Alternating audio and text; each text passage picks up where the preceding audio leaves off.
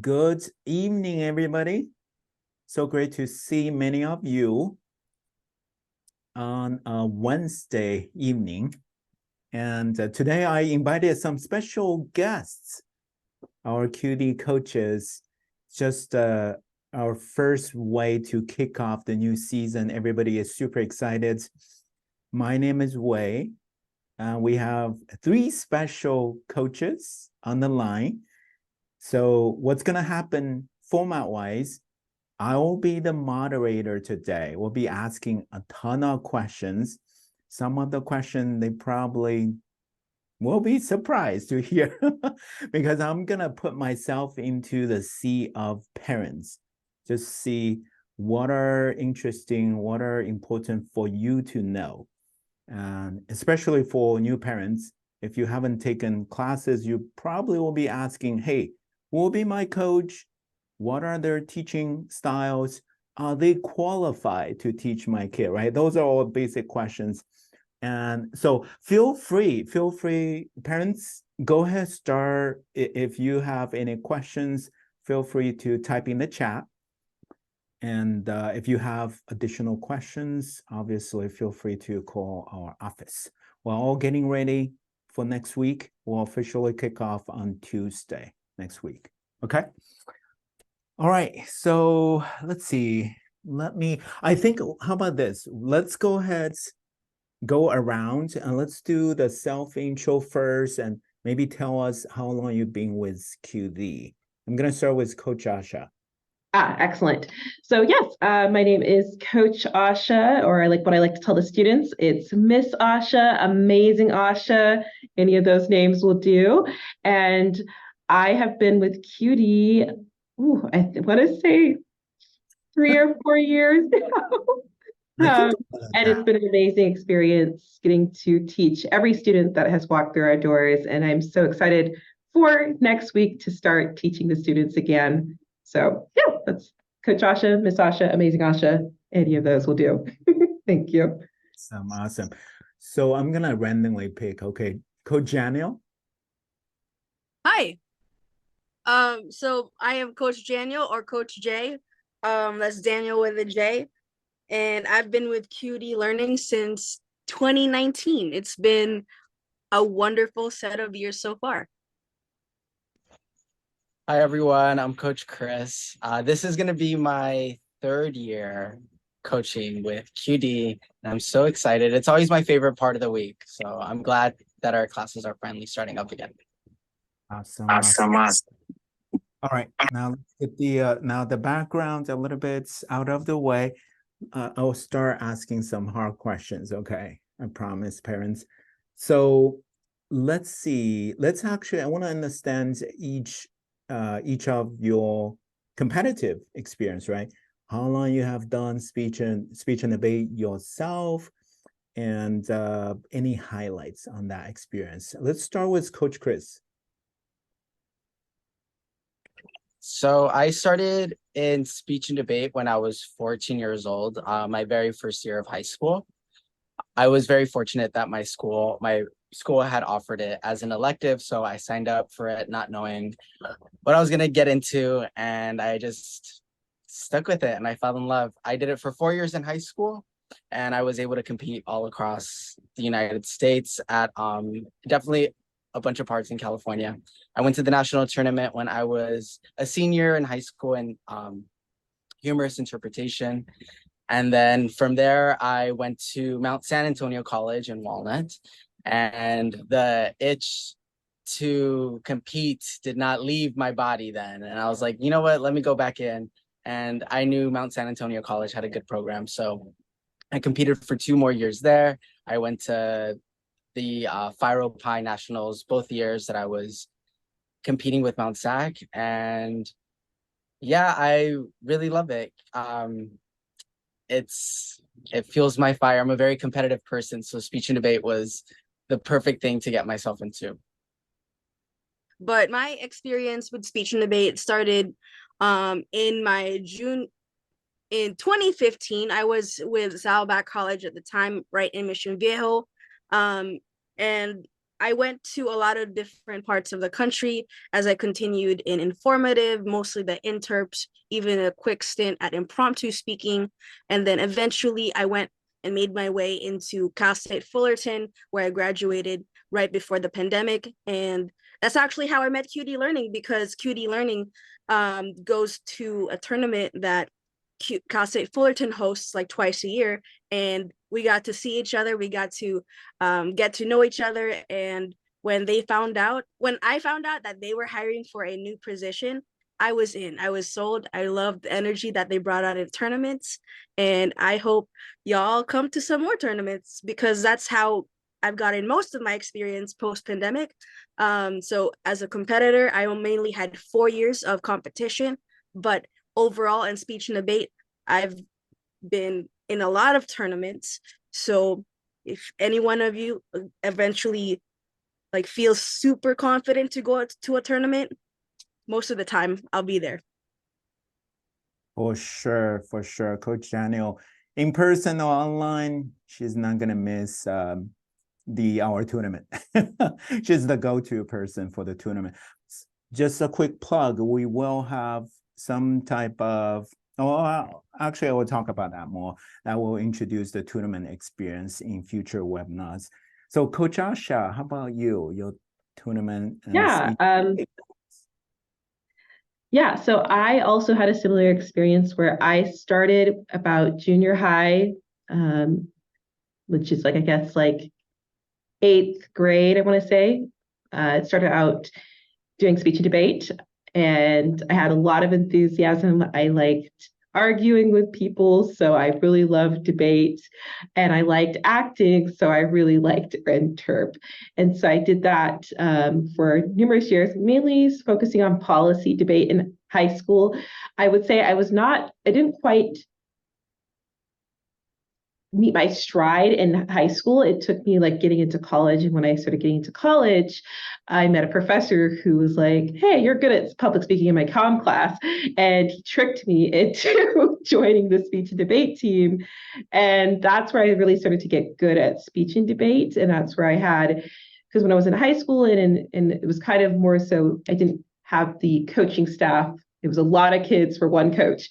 But in college, I suddenly found a coach who like broke things down, who explained it to me, who really taught me how to do speech and debate, how to do it well.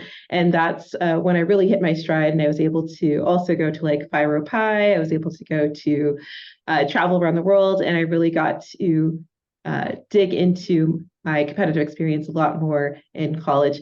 And one of the things I also like that Janiel said is, through that's how I ended up working at QD, as well as I feel like now I've had more experience as a coach and as a judge in speech and debate than even when I competed. So now I've gotten to help students go to nationals, I've gotten to help students, compete. And even I've just gotten to help students improve their confidence and their communication skills. So I think I've been in speech and debate outside of the competitive world a lot longer now than even when I was competing. So it's a very full circle experience. And I'm just so glad that I had that one professor who's like, hey, do you want to join speech and debate club?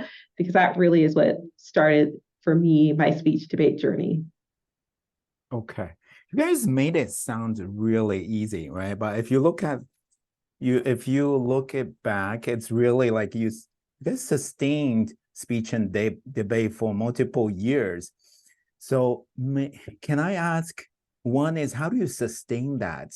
Secondly, how do you develop a passion in speech and debate?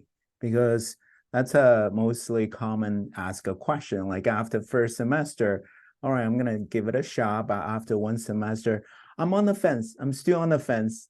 I don't know if I like it, if I will be good at it. And then later on, they try speech and debate tournament. Not so sure, right?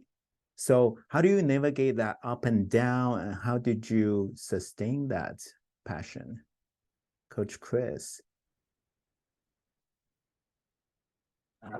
Well, what I think is really probably one of the best things about speech and debate is that there is so much that you can do within it, meaning the different events that are offered. So I often tell students that you might not like this specific event that we're working on, but based off of the strong qualities that I do see you have, you might be a little bit more adept to trying out maybe some platform speeches. And so I really think speech and debate offers great niches for people to fit in. And I really do think there's a match for everyone. I competed in mostly the interpretation events, but I also did a little of everything else. And I think it's of anyone's benefit in this program to try and try and try and try and try as many possible events as you can, because I promise there's one that you're gonna like and you're gonna be like, okay, this is it, and this is what we should do. On the other side of it, I also just think more about the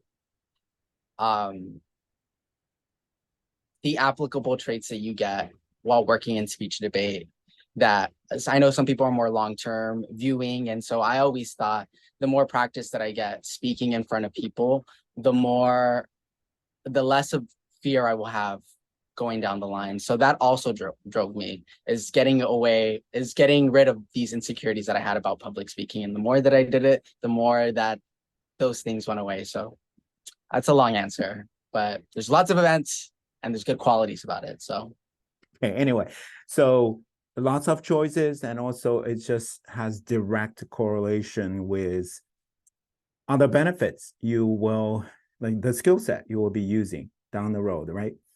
So how about you, Coach Asha? What do you think? How do you navigate the up and downs? Are you always that positive, by the way, Coach Asha? I like to think so. Yeah, I think kind of going on that same vein, one of the things I tell students is that very first, in any of our classes, we talk about communication, right? That A, communication does not occur in a bubble, and that B, the main goal of why we do what we do is to improve our students' communication skills. And it's not just the communication skills for like, hey, you can talk better to your friends. It is your communication skills to talk to your teachers, to talk to adults, to problem solve, to be able to deal with conflict resolution. It is your ability to interact in the larger world. And I know some people might be like, well, how does competition, how does speech and debate, how does that like help you with that? Well, it's like Coach Chris said, it helps you to practice and hone your skills and improve your confidence. Not only that, but you're going to have opportunities that you will not have anywhere else. Like you get to meet new friends, people you would never meet otherwise. You get to sometimes travel to really cool places. And so I think that's kind of what sustains you is you're creating a community. Like that's when I go back to saying how I ended up in this. It was literally because someone tapped me and was like, hey, you've done speech and debate. Would you be interested in teaching a class? It was not what I had planned to do. I went to school for psychology, but I was able to use my skills that I had gained, and it helped me to like continue using those skills. So that's why I say like, why, competing, it's like, hey, it's not just for today. It's the new best friend you haven't met yet. It's the person who might give you a job. It's the college interview that you're going to ace because you did speech and debate. So I really try to tell students that what we're trying to do is build you beyond just this moment. And the only way to get over your fear is to jump in and do it. That's really how you get over it. But we'll talk about, I'm sure, as we go on, but there is different competitions have, I think, different approaches in terms of like, we offer tournaments for students who might be afraid. They're like, that sounds really scary. Like we have a tournament for that. So yeah, so it's really just, again, the main goal is to help students short-term and long-term. And the only way to do that is really to practice communication outside of the bubble of just the class. That's what I found is so critical and has helped me. So I think that answered the question. So in other words, if I may summarize, Coach Asha, you actually had that realization to the long-term goal, the long-term benefits, right? You made that connection, boom, the light bulb got turned on in some way, okay? That's fantastic. Coach Janiel. My favorite part about competing is actually how we're able to explore a lot of different places in the comfort of our own mind. So whether you decide to take an online tournament or a physical tournament, there is still an aspect of you having to research and practice your speeches. And some of these speeches can cover a whole array of topics. So if you like specific types of topics that in school might not be as popular, in speech and debate, that is literally my most favorite thing. I had 2 speeches about rice. And for most people, that's very ordinary, but I found a way to connect that with my personal identity and my culture, and found a way to perform it in a way that was really fun and engaging for everyone, because I found it fun and engaging for me to know more about myself through getting to know more about my particular topics. Yeah. Oh, awesome. So that's a very nice perspective. It's really doing speech and debate help you find yourself in some way, find your Absolutely. voice, even strengthen identity, right? So those are really added benefits. Awesome. Okay. May I dive in? I'm just curious. I know we heard different events you guys have done in your competitive career. Give us like maybe 1 or 2 highlights on the competition you have done, or even some type of awards if you want to show off, right? So let's see how did you do in your competitive career? Let's see if Coach Asha want to start. Miss Asha. Okay, this is where going way back, but so again, I said I kind of really got to do the depth and breadth of all the different events. So like I started out in high school again with policy debate, and I did interp, I did platform, I did limited prep, did it all. Same thing in college, because I guess I just didn't have enough other things on my plate. So I did team debate, which was in college is called Parley debate. I did IPDA, which is individual debate, and I did interp. I did duos, POIs, poetry, DI. I did limited prep as well, so impromptu and extemp speaking. So I kind of got to do it all, and I think that also goes along with my awards. Like I got to do.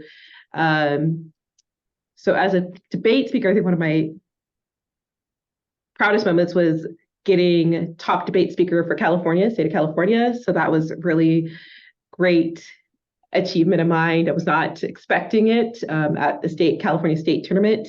And that was really awesome. I think in terms of accomplishments, I got to do a reader's theater with people who became my best friends. I literally was in one of the girls' weddings because I literally met her through speech and debate. And that was one of my greatest accomplishments. And then in terms of platform and interp as well too. I got like my first proudest moment is getting 3rd place in DI, especially because I had been struggling all semester with that DI. And I did not plan to do my DI. At my team, my coach was like, "You are doing DI." And I was like, "I'm funny. I don't think you've met me." So she's like, "Hi, buddy, you're doing DI." And so getting 3rd place was really an amazing achievement for me, because I was like, "I don't think I can do this." And she believed in me. She's like, "You can do this." And she made me do it. So that was a pretty proud moment. And yeah, and then getting to like some of my other proud moment would be getting to do, my team had students from China come to US, and our debate coach was like, "I have a great idea. Let's partner them up and have them do debate with you guys." Fortunately, they did British parliamentary debate, but it was a completely different style. We had 1 week to train with them, and me and my partner ended up being one of the few mixed partners, except she was from China, I was from America, and we won 3rd place at a tournament and both won speaker award. So it was like just an amazing experience of getting to meet different cultures, getting to have experiences competitively that I was not expecting or always knowing that was going to be the outcome. But because I put in the work and the dedication, I had sometimes good outcomes.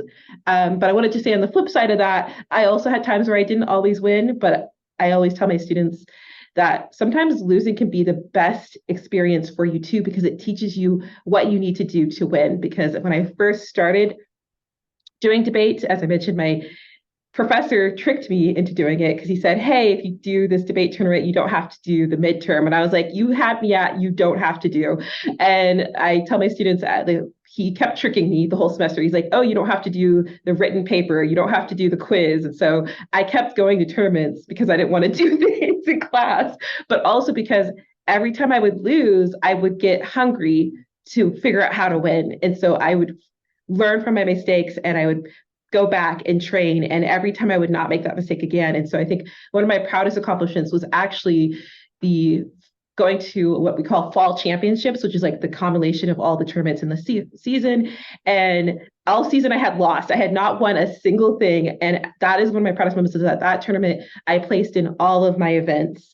And it was really the combination of just like, again, I had not won, like I literally had not won anything, not a single award. I don't think anyone was expecting me to win anything. And then I just placed in all my categories. And so that was one of my, I think, ultimate proudest moments was just, I learned from all the things I didn't do well, took them on, and then I was like, I'm going to win. I'm going to do this thing. So yeah, those are just a couple of things. Awesome, awesome. I should ask you which event you didn't compete in, so it will be a shorter answer. Anyway, okay, None of them. I competed in all of them. I would be saying. debate is addictive, according to Miss Asha. Okay, all right, Coach Chris. Okay, so in high school, I mainly stood with the interpretation events. My main one was humorous interpretation, but I also love doing dramatic interpretation. And I'm so old that I used to compete in thematic interpretation, which has now been renamed as POI. I think some of my proudest moments back then was, my very first time that I ever broke was at the Stanford tournament when I was a freshman. I was losing every single time I competed, and I was on the verge of just throwing in the towel. And I'm like, maybe this whole thing isn't for me. My judges are telling me that I'm speaking too fast. I don't hear it. I'm perfect. And then I was just consistently not doing the best that I could. And then finally, a few months in, we go to the Stanford tournament. And I broke to, I think it was semifinals. And I break after that. I just stood at semifinals, but I was so happy because I worked so hard for it. And so I'll always remember that. And then throughout the years after high school, I always remember the ones that I would get tournament champion in for humorous interpretation, just because I loved that so much. So I was fortunate enough to win tournaments in that and in dramatic interpretation as well. And I think my proudest in high school was competing at the national tournament in humorous interpretation in Kansas City, Missouri, which I never thought I would ever be in. But thankfully for speech and debate, it led me to the beautiful city of Kansas City, Missouri. And I competed there and I placed in the top 30 out of 254 other students just competing in humorous interpretation. And this kind of goes back to what Coach Asha was saying. Even though I didn't win I expected myself to be all the way in the finals that year just because of how well I was doing previously. And so when I didn't, and I just stopped at at quarterfinals, I think the best thing that speech and debate has taught me is how to not only be a gracious winner, but also a gracious loser, and to be happy for the community around you to also be doing so well.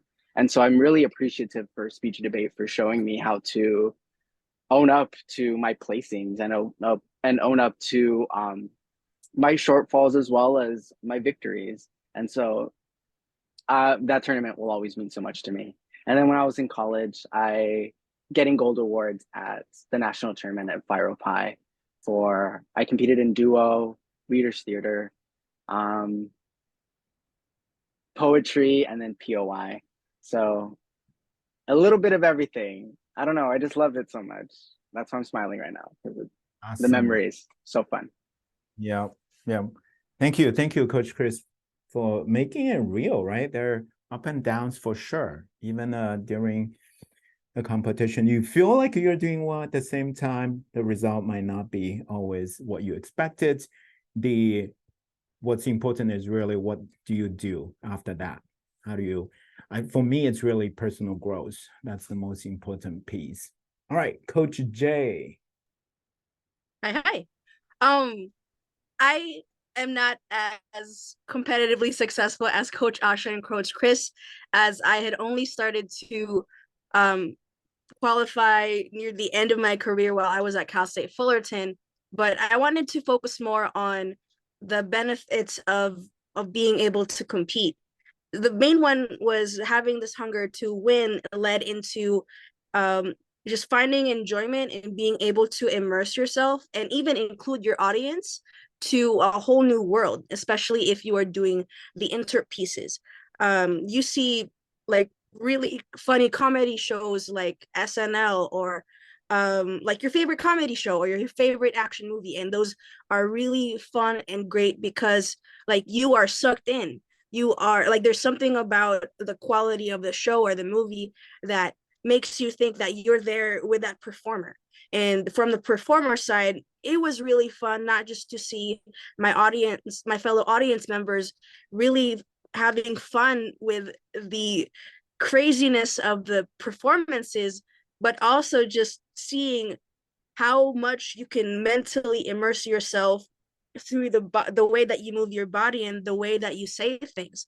And so even though on the outside it seems like it's very, small changes, like a lot of people from the outside will see your growth and the way that you are improving throughout the tournaments and even in your practice.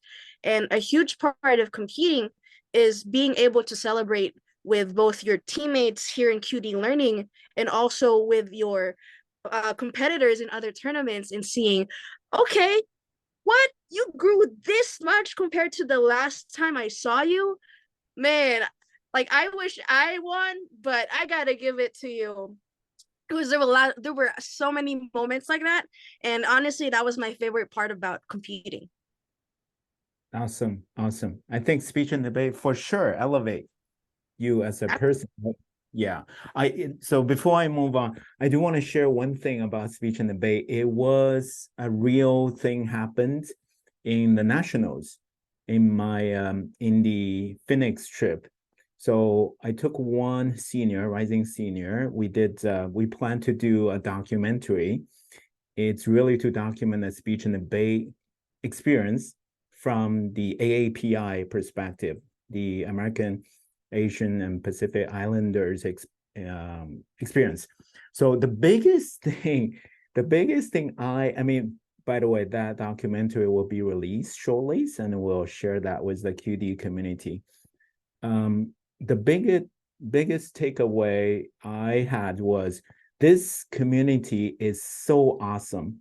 There was we interviewed 25 coaches and competitors. No one turned us down. Say, hey, I don't have time. Go away. I'm focusing on competing, right? Everyone during the break, they say, hey, do you need anything? I'm gonna answer some questions and no problem. If you need anything else, this is my contact information and just reach out to us anytime. So everybody is so friendly and people are bonding. I am mostly jealous about those dual partners. I heard they're always like going to places together, even in the restroom, right?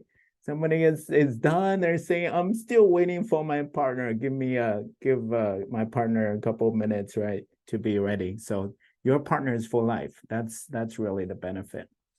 Okay, so I'm gonna switch gears. Let's actually talk about the serious thing about teaching, right? About coaching. How do you actually make it happen? And how do you actually can sort of transfer your awesome experience to our next generation? So, well, first of all, about like what do you think about the teaching? Do you have any philosophies? And how do you view this? Because competing and coaching is very different, right? What do you think, Coach Chris? You're nodding. Oh, for me, transitioning from a competitor to a teacher, I was fortunate enough to have the input now of so many great people. And so all their information is in my brain. And what I've learned the most is speech and debate is an activity that you will see progress in with repetition. So I always say it's like learning how to play the piano or another instrument or learning a sport. If you only do it once a week, or if you only do it like once a month, right? You're not really going to see growth. So my philosophy when teaching is repetition. We're going to do things 1,000,001 times over. That way it's in our bodies, and that way we feel really confident about it. Especially when it comes to public speaking, that's the number one fear that our students walk in with, like that hesitance to get up in front of just our classroom, not even at a tournament yet, and be able to speak to them. But I always say the more you do it and the more you put yourself in those situations, the less of that fear is going to follow you. And so doing at least saying a speech every single day in our class, every single class session does wonders, because then our students know, okay, out of this whole week, this is my moment that I need to speak in front of people. And so we're going to be practicing here. And we know that when we're in Coach Chris's class, we're going to be talking. We're going to be saying a speech. And so, yeah, my biggest thing is repetition. The more we do it, the more we practice public speaking, the more we practice these events, the stronger it is. Yeah. Practice, practice, practice. Coach Asha, what do you think? Yeah, I think my learning philosophy is learning opportunities. So taking every moment as an opportunity, because I think sometimes there's people who are like, I can't. And I'm like, well, take that opportunity to turn that around. So like one of the first things I teach in my class is something from psychology about self-fulfilling prophecies. And what a self-fulfilling prophecy is basically a prophecy about yourself that you make come true. So for example, if you're like, I can't do math, I'm bad at math, your actions, you're going to subconsciously create actions that are going to make that come true. And then you're going to be like, look, see, I told you I couldn't do math. And the truth isn't that you couldn't, it's that you set yourself up to not be able to be successful. So I always say, like, to my students, I want to hear positive, even if you're like, I'm struggling with this.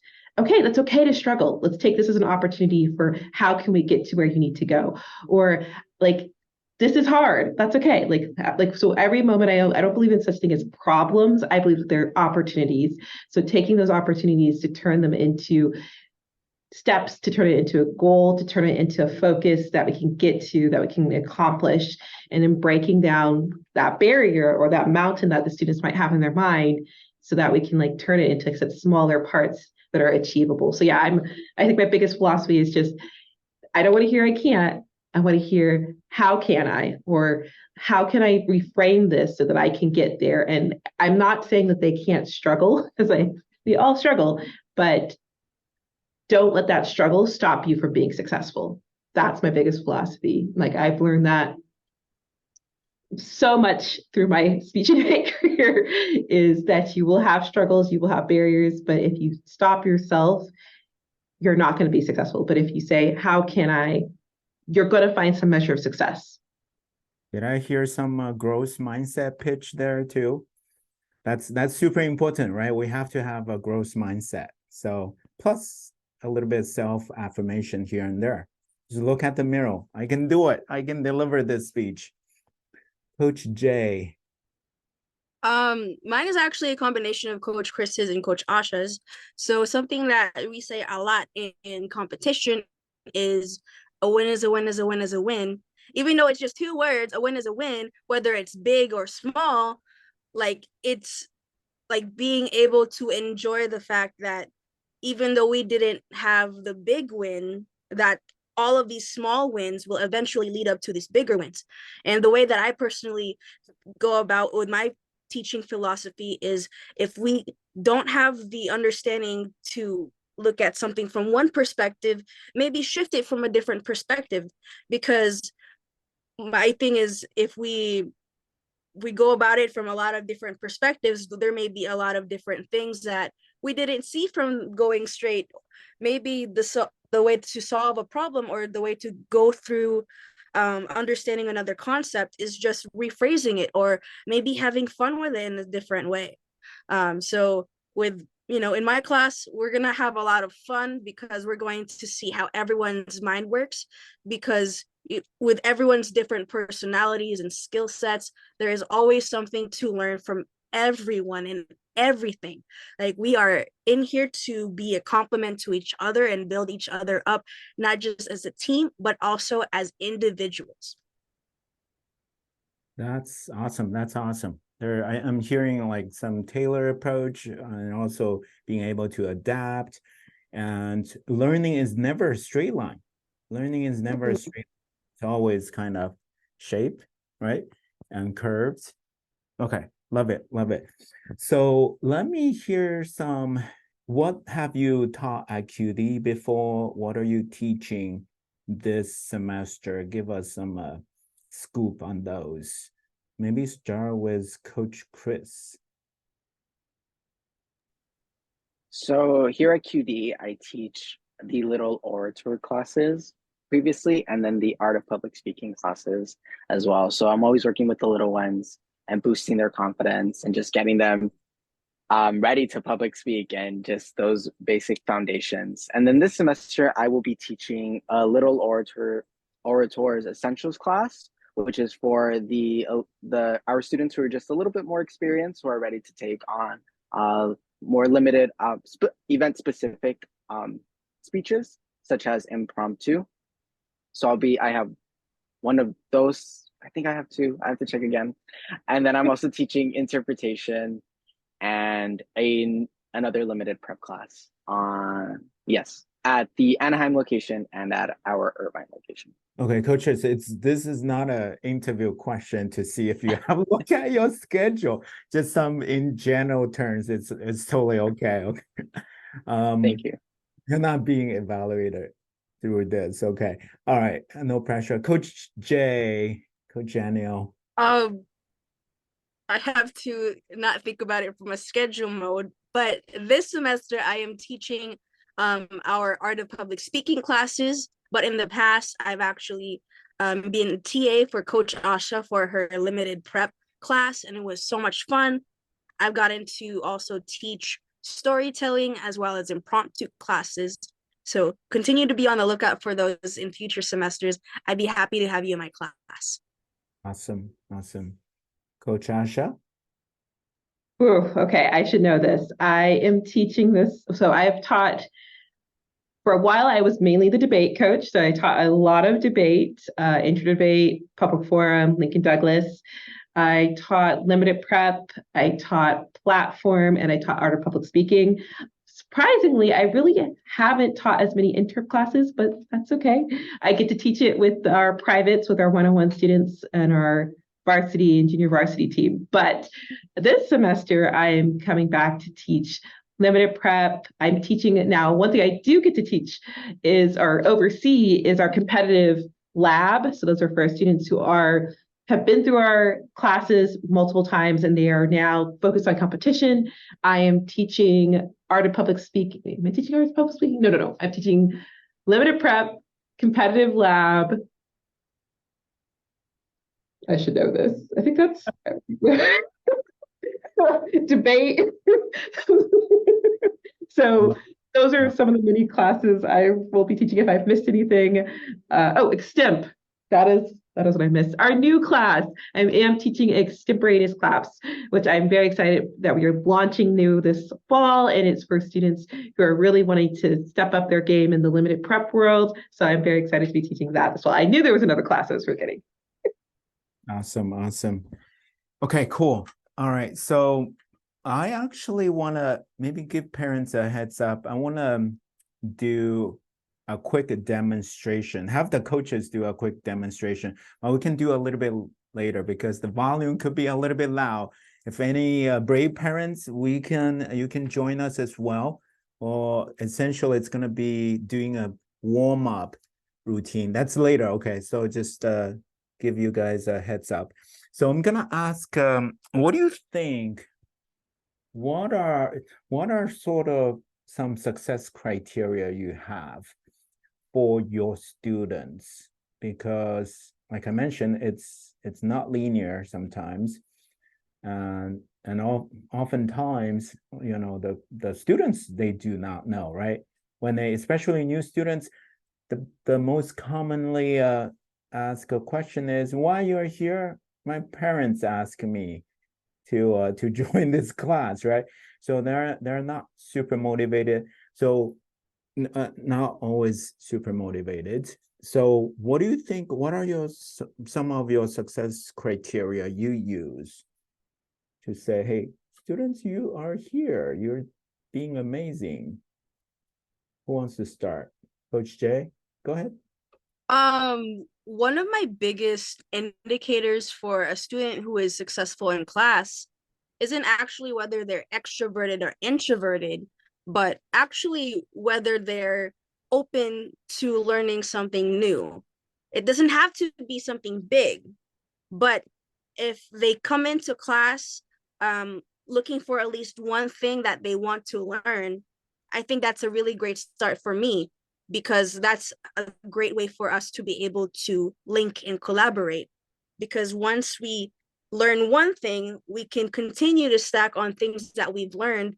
And eventually in the process, the more that we get to know each other, the more fun we'll have. And that's a huge component of being able to learn a lot and eventually do well either in competition, in society, or both, is having this mindset of being able to enjoy the process of learning, even if it's just one small thing each class.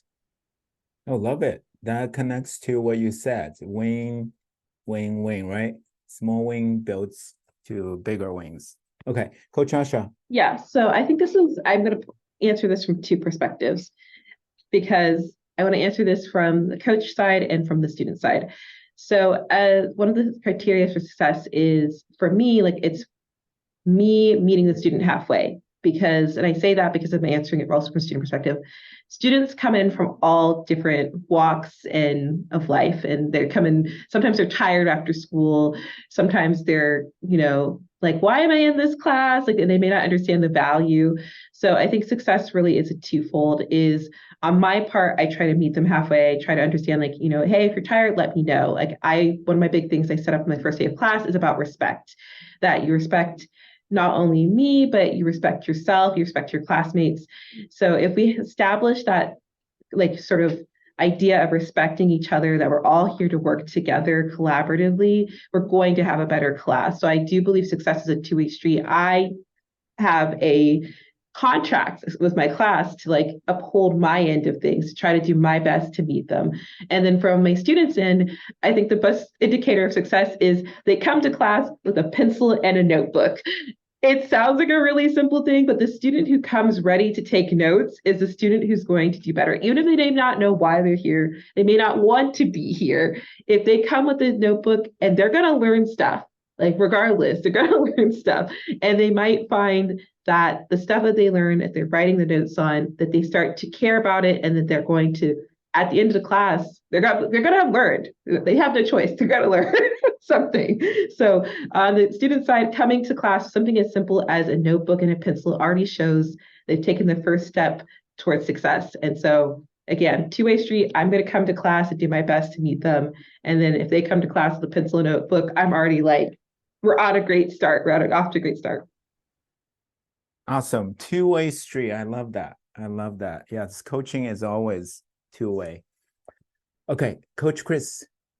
So for me, I think what really helps towards reaching success as a teacher to a student would be, I try to create an atmosphere where it is okay to make mistakes and to experiment and to find our place in this whole activity.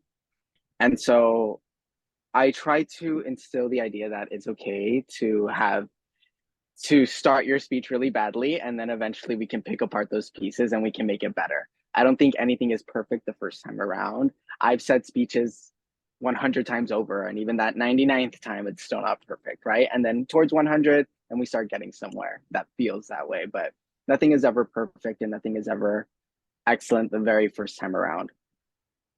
So it's all about giving yourself permission to make mistakes. And I try to instill that in my students, to go up there and make a fool out of yourself.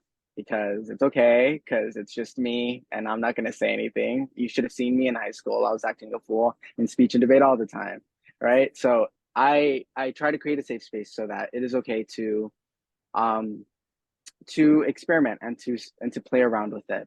As a student, I think what helped me the most in achieving success as a competitor was to have to find some grit in me to not give up.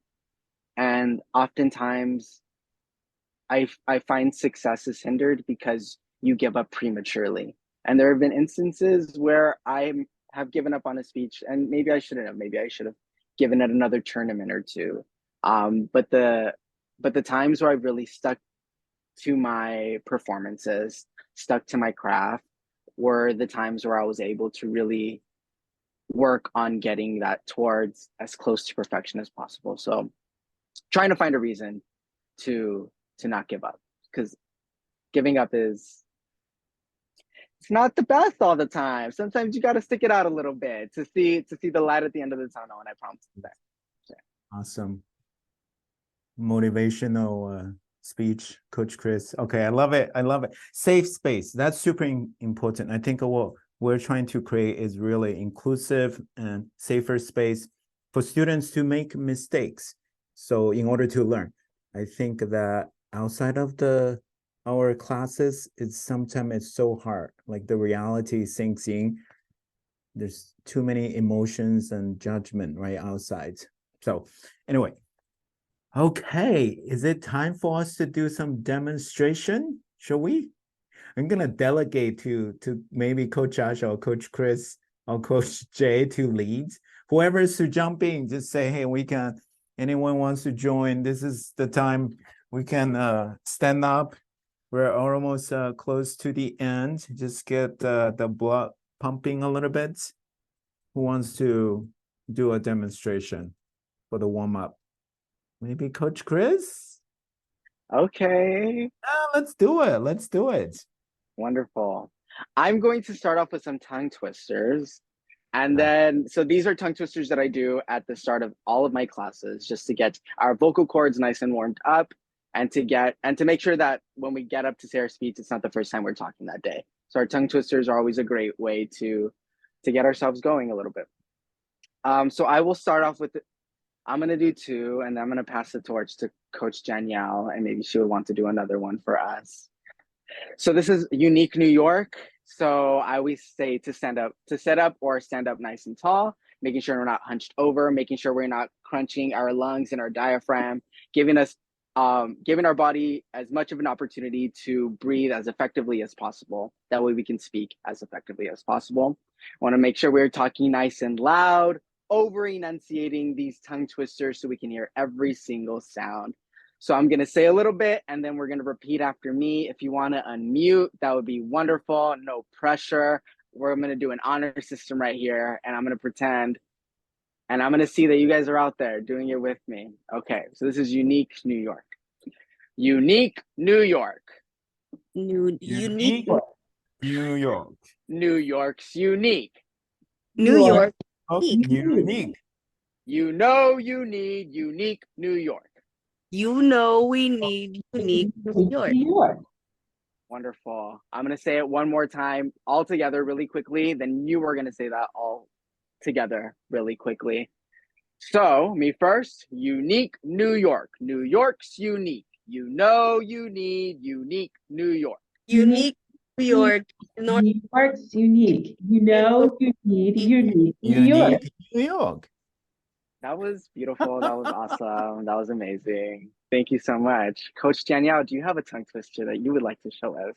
Yeah, I call it a QD learning classic because it is fun, easy, but I like to spice it up by adding a little bit of inflection and emotional leanings onto it. So instead of just saying it as it is, we'll add a question mark on it or an exclamation mark, so we can really exercise our facial muscles, not just the enunciating parts, but also the expressing parts. So we're gonna go, the world is round like an orange. The World world is is round round like an orange. We're gonna pretend our face got really small and we're gonna say it as high as we can. And we're gonna go, the world is round like an orange. The world is round like an orange. And then we got really big and we're gonna hunch up our shoulders and our voice is gonna get as deep as we can. And we're gonna question why that happened. And we're gonna go, the world is round like an orange. The The world world is round like an orange. And then we're gonna go back to normal.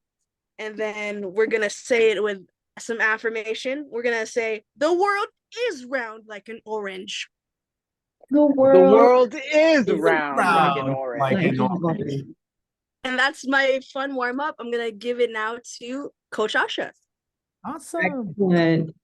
So I was going through all of my little demonstration warm-ups because a lot of the ones I've been doing lately have been for debate. So I'm going to use one of the ones that we do for debate. So in debate, we say that words are currency. And in debate, sometimes you need to speak quickly, but still be articulate. So we do speed drills. So what I'm going to do is I'm going to first go through one that you may know already, which is Peter Piper picked a peck of pickled peppers. So I'm going to say it. You guys are going to repeat after me. And then the goal is you guys are going to say it as fast as you possibly can. Usually I would time it, but I won't this time, to see how fast you can say it. So first we'll say it together. So Peter Piper picked a peck of pickled peppers. Peter Piper picked a peck of pickled peppers. peppers. Okay, so I'm just going to do the first line. So we'll do it again. And we're going to say it a little bit faster. Peter Piper picked a peck of pickled peppers. Peter Piper picked a peck of pickled peppers. Peppers. And let's try to say it a little bit faster. Peter Piper picked a peck of pickled peppers. Peter Peter Piper. Piper picked a peck of pickled peppers. Okay, we're going to say it just a little bit faster. Peter Piper picked a peck of pickled peppers. Piter Piper picked a peck of pickled peppers. And one more time, as fast as you can. Peter Piper picked a peck of pickled peppers. Peter Piper. Peter Piper picked a peck of pickled peppers. Okay, so you don't Not want a debater. you want to say it fast, but you should still be able to understand that Peter Piper picked a peck of pickled peppers. So it shouldn't just be like. So I teach students that yes, you could say something really, really fast, but I still have to be able to understand you. So we really focus on both articulation and speed and improving it each time we do it. We get a little bit faster and even more articulate. So that's a fun one I like to do. Awesome. Great job, coaches. Awesome. Love it. Hopefully parents, you see get a sneak peek on the warm-up. That's how we start the class. Get the blood pumping and get the energy going. So we only have a couple more minutes. Let's see. We still have some questions. I also want to give parents, if you have any questions, let us know, type in the chat. We can answer some questions. We'll stay a little bit longer if you want to ask any questions afterwards. I want to see, let's see. Okay, I'm just start thinking about worst case scenario, right? There always couple kids say, hey, I'm so shy. I don't want to do public speaking. My parents make me to join this class. Do you have any tips? Do you have any kind of your routine of getting them motivated, have the courage to try something that they're not comfortable with? Maybe Coach Jay? Yes. So this summer I got to teach a class of very introverted students, but at the end of it, we all became super close. And my favorite part about this class is like it was like giving a little bit of samplers like bit by bit in the class. So it would be things like giving someone a chance to briefly participate, and if they were not feeling up for it, I would skip to the next person. But as the more I got to know them, I would incorporate things that they like to talk about, and that would get them to participate a lot more. And because it was something that we both would be really interested about, or both something that we were both really interested in, it made the class a lot more fun. Find a common ground. That's awesome. Coach Chris, 30 seconds. Gonna start timing. Just to echo what Coach Jay said, Thank you. in my class, we are never going to be talking about very boring things. If you want to talk about Pokemon, we're going to be giving speeches about Pokemon. If we love Minecraft so much, you're going to give me a great speech about what are some interesting things that we learned playing Minecraft. So my class is always tailored to the students and what the students want to do. When interpretation comes around, it's the pieces that they want to perform. So we're going to have fun. I promise. Yep. Yes. Awesome. Coach Asha, 30 seconds.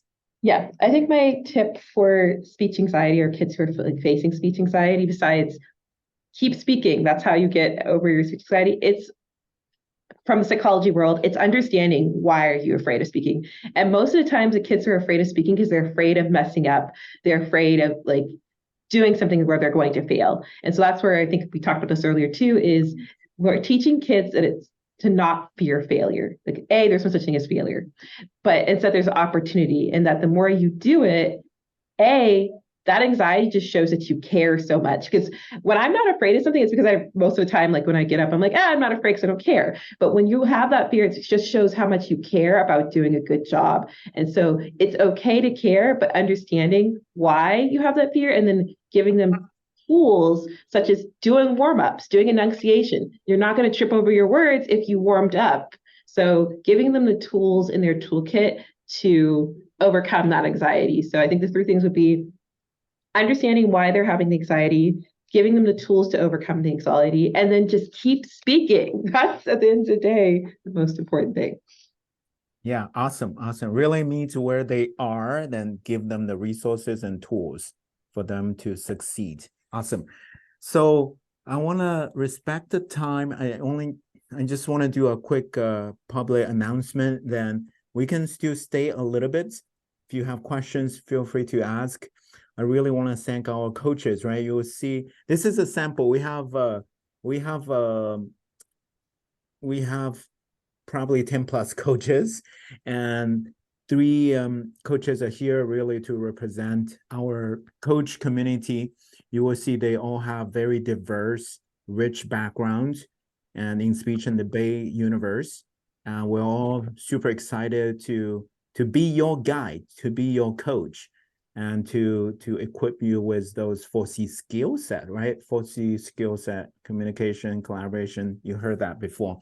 So I want to just closing, I'm going to share this really quick. And if you need more information, we have all the coach bios on our website, qdlearning.net. Click programs, then click speech and debate, and you will see, scroll to the bottom. We have our coaches. If you haven't seen coach bios, that will be the best way to find the bios over here. Then the other thing is, if you are curious about the coach assignments, it's in our catalog.